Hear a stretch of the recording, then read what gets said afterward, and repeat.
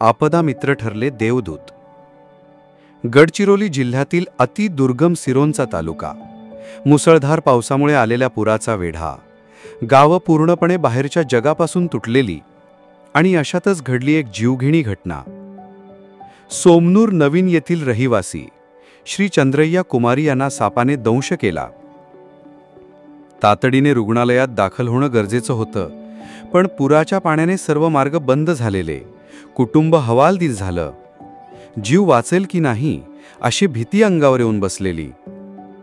ही माहिती मिळताच तहसीलदार निलेश होणमोरे, उपविभागीय पोलीस अधिकारी संदेश नाईक आणि तालुका आरोग्य अधिकारी कन्नाके यांनी तात्काळ संपर्क साधला।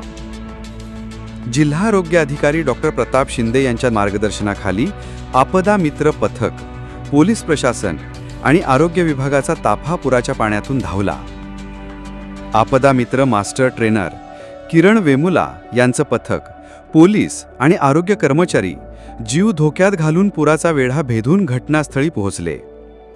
तेथे सुरू झाले प्राथमिक उपचार आणि वेळेवर मिळालेल्या मदतीमुळे चंद्रय्या कुमारी यांचा जीव वाचला। आज चंद्रय्या कुमारी सुखरूप आहेत।